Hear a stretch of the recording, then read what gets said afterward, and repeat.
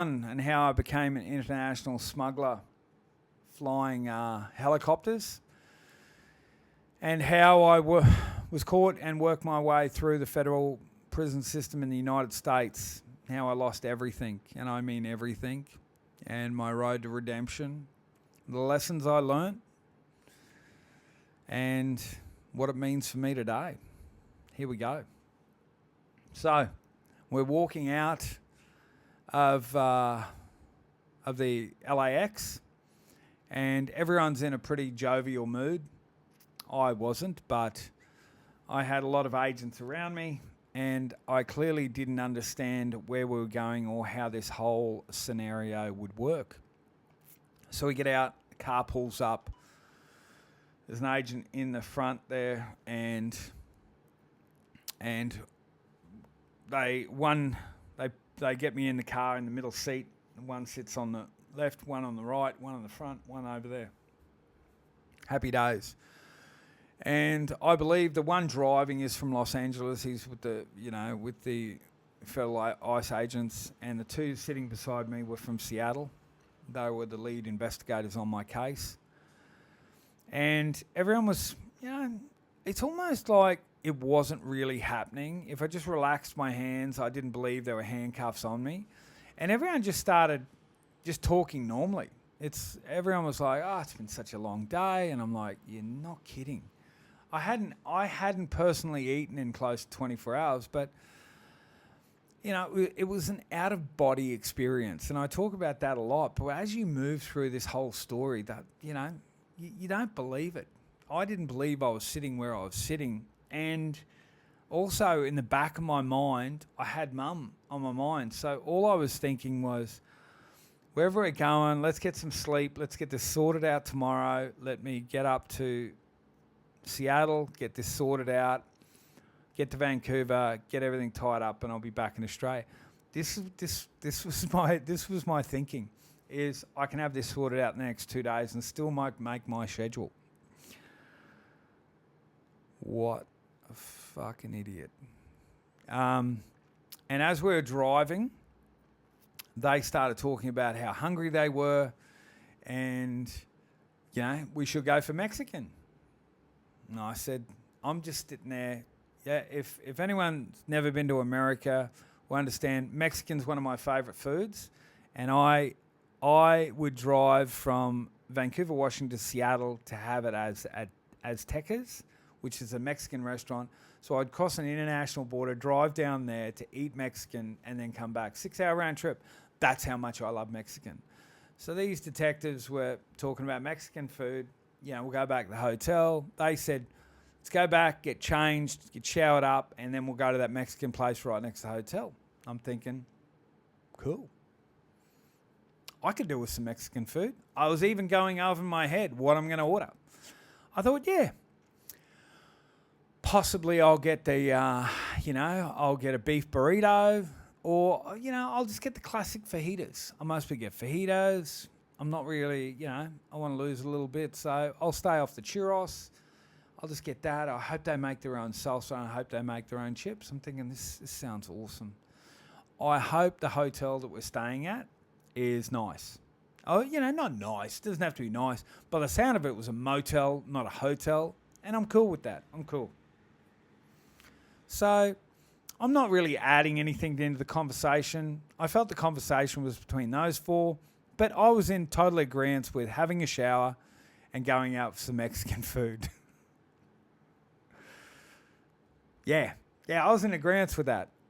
Car ride went for another, I'd say, 20 minutes through the streets of LA until we got to this one place, and I could hear, I could see this big gate opening, and I'm like, this is a shit hotel.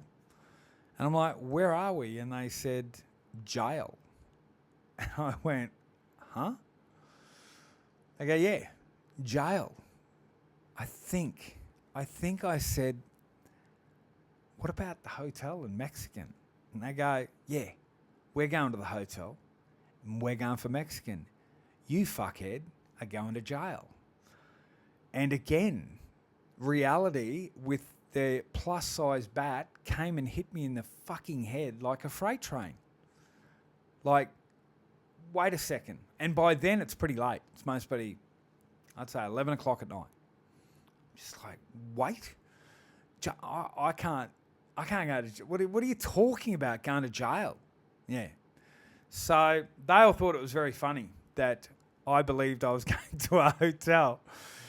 So the gates opened and we drove in, and I believe it was the FTC LA. It was FTC.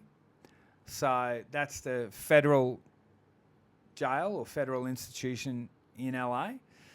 So that's, you sort of come in a single car in the back. They do their paperwork. The guards take me away and sit me in a little cage. And the cage it's almost like you're at the pound. You know, you're just sitting in there. I've still got my clothes on, and I bought all these new clothes to travel in. And I'm just sitting in this cage in my new clothes. And I'm like, what the hell is going on here? Anyway, those boys leave. And believe it or not, I'm like, where are you guys going? You're just leaving me here? What's going to happen? Don't worry. A lot of shit's going to happen. So,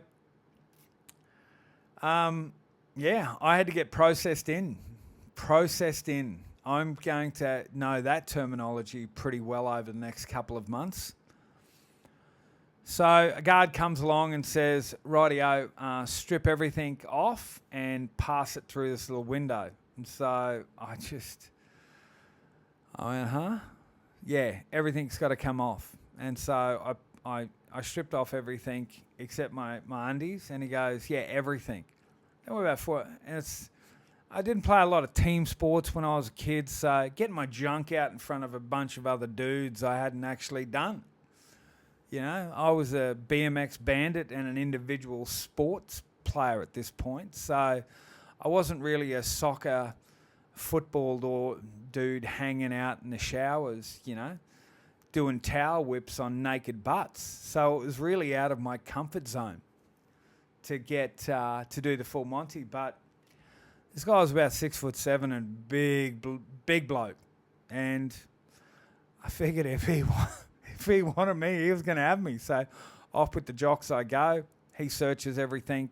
They come along, throw me some boxes, and bloody a coverall. This green jumpsuit that we actually, you know, it's just the coveralls in Australia. And so then they walk me in and walk me into processing. And that's when you're going to get your fingerprints done. You're going to get all your information. They're going to ask you whether you want to yourself and what sort of a mental state you're in. You're going to do a full physical.